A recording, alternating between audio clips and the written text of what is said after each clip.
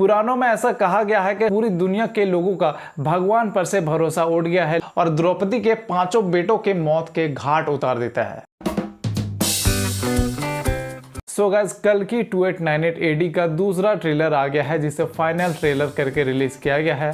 हालांकि इसके रिलीज करने का टाइम शाम के 6 बजे का था, बट ये 9 साढ़े 9 बजे के आसपास हमें देखने को मिल गया था हिंदी वर्जन में। तो और क्या क्या हमें इस फाइनल ट्रेलर में देखने को मिलता है, एक एक करके हर एक चीज़ के बारे में, हर एक पॉइंट के बारे में बात करने वाले हैं। तो प्लीज़ वीडियो को फुल वॉच करिए और चैनल पर नए हो तो प्लीज़ चैनल को सब्सक्राइब भी कर ले। तो सबसे पहले तो ट्रेलर की जो शुरुआत होती है वो सांबाला से होती है। मतलब इसके पहले वाले ट्रेलर में जैसे हमें काशी और कॉम्प्लेक्स का पूरा सीन दिखाया गया था, ठीक वैसा ही हमें इसके दूसरे ट्रेलर में सांबाला का पूरा सीन दिखाया जा रहा है। जहां आप देखेंगे तो ट्रेलर की शुरुआत में ही हमें एक बहुत ही बड़ा सा पेड़ दिखाया जा रहा है और इससे कुछ दिन पहले ही जब इसका पोस्टर रिलीज किया गया था तभी हमें इस पेड़ को भी दिखाया गया था। तो देखो यहाँ पर जो सांबाला हमें दिखाया जा रहा है, जहाँ एक तरफ से पूरी दुनिया के लोगों का भगवान पर से भरोसा उठ गया है, लेकिन सांबाला में रहने वाले लोग आज भी भगवान को मानते आ रहे हैं और उनकी पूजा अर्चना करते आ रहे हैं। बट पॉइंट यह है कि आखिर ये सांबाला है कहाँ, और जब पूरी दुनिया के लोगों का भगवान पर से भरोसा उठ गया है तो ये सांबाला के लोग भगवान को अब तक क्यों मानते आ रहे हैं। तो देखो एक्चुअली में ये सांबाला है कहाँ, ये आज तक कोई नहीं जान पाया और ना ही खुलकर ये सामने आया है कि ये है कहाँ पर। ऐसा लोगों का मानना है और ऐसे कई सारे किताबों में लिखा गया है कि सांबाला हिमालय की पर्वतों में छिपा हुआ है, जिसे आज तक बड़े बड़े साइंटिस्ट और वैज्ञानिक भी नहीं ढूंढ पाए हैं। पुराणों में ऐसा कहा गया है कि सांबाला ही वो जगह है जहां से कल्कि का जन्म होगा, जो अधर्म को दूर करने और सत्य युग की शुरुआत करने के लिए जन्म लेगा, और ऐसा ही हमें इस फिल्म में भी दिखाया जाएगा। फिर बढ़ते हैं आगे की तरफ, जहां आप नेक्स्ट शॉट में देखेंगे तो अमिताभ बच्चन दीपिका पादुकोण को लेकर यानी कि सुमति को लेकर सांबाला पहुंच गए हैं और उसे एक ट्रक से उतरते हुए दिखाया गया है। और जैसा कि लास्ट वीडियो में मैंने बताया था कि ये जो हाथ है ये अमिताभ बच्चन का है, जो किसी का पैर उनके हाथ के ऊपर रखा जा रहा है। तो वो जो पैर था वो दीपिका पादुकोण का ही था, जिसे अमिताभ बच्चन अपने हाथ के ऊपर रखकर उसे नीचे की ओर उतार रहे हैं। और जैसा कि पूरी दुनिया सूख गई है, कोई पेड़ पौधे नहीं है क्योंकि कई सालों से बारिश नहीं हुई, लेकिन यहाँ आप नोटिस करेंगे तो दीपिका पादुकोण यानी कि सुमति के पैर रखते ही सांबाला में बारिश भी होनी शुरू हो जाती है।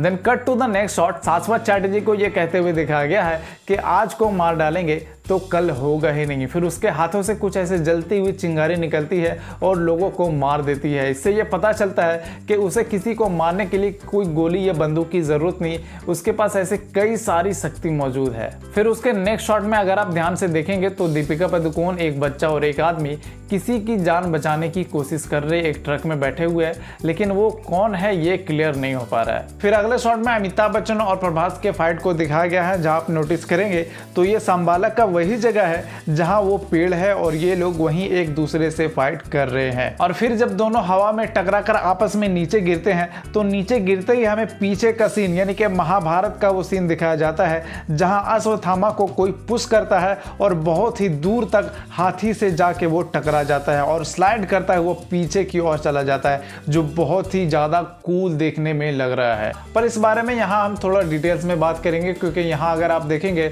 तो अश्वत्थामा के ऊपर जो अटैक किया गया है उनके सामने यहाँ आपको कोई भी नहीं दिखाई देगा, लेकिन यहाँ अगर आप ध्यान से देखेंगे तो सफेद कपड़ा में आपको कोई जरूर दिखाई देगा। तो ये जो सफेद कपड़े में हमें दिखाई दे रहा है ये शायद श्री कृष्ण हो सकते हैं और इन्होंने ही अश्वत्थामा के ऊपर अटैक किया होगा। इसका रीजन भी हम थोड़ा समझ लेते हैं। तो देखो, जहां तक मुझे पता है जब महाभारत का युद्ध हुआ था और उस युद्ध में अश्वत्थामा के पिता गुरु द्रोणाचार्य का वध किया गया था और उनका वध करने के बाद पांडवों ने उस युद्ध को जीत लिया था। फिर सभी पांडव वापस अपने शिविर में आता है और अपनी जीत का जश्न मना रहा होता है, तभी अश्वत्थामा वहां आता है और द्रौपदी के 5 बेटों के मौत के घाट उतार देता है। फिर उसके बाद पांडवों और श्री कृष्ण जब अश्वत्थामा के पीछे जाता है तो ये देखकर अश्वत्थामा घबरा जाता है और वो उनके ऊपर ब्रह्मशेर छोड़ देता है, लेकिन श्री कृष्ण उस ब्रह्मशेर का रुख वापस अश्वत्थामा की ओर कर देता है और ये देखकर अश्वत्थामा और घबरा जाता है और वो इस बार उस ब्रह्मशेर का रुख उत्तरा के पेट में पल रहे बच्चे की ओर कर देता है। जैसे कि सेम चीज हमें इसके ट्रेलर में भी दिखाया गया। हालांकि श्री कृष्ण उस ब्रह्मशेर से उस बच्चे को बचा लेता है,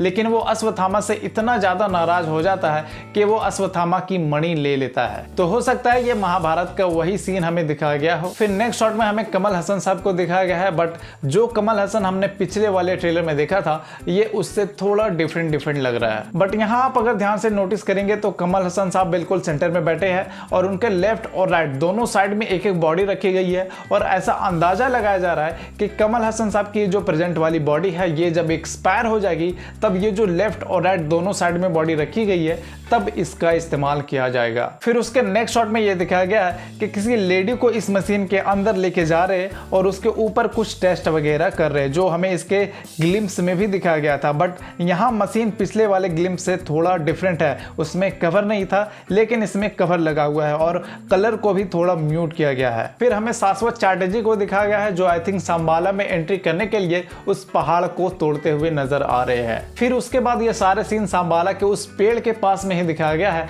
जहां पे फाइट वगैरह हो रही है। और ये सब कुछ होने के बाद जब अमिताभ बच्चन और प्रभास एक दूसरे से फाइट करते हैं, जहां प्रभास अमिताभ बच्चन से ये कहते हैं कि इस बार प्रिपेयर्ड होके आया हूं। उस समय प्रभास का जो बुज्जी था वो भाई बहुत ही तगड़ा था, बहुत ही मजा आया इसे देख के। बाकी पूरा ट्रेलर ही धमाकेदार है और फिल्म में ऐसे बहुत सारे मसाला हमें देखने को बाकी है और मैं तो बहुत ही ज़्यादा एक्साइटेड हूँ इस फिल्म को देखने के लिए। बाकी आपको ये ट्रेलर कैसा लगा और ये रिव्यू कैसा लगा प्लीज़ कमेंट सेक्शन में ज़रूर लिखिएगा।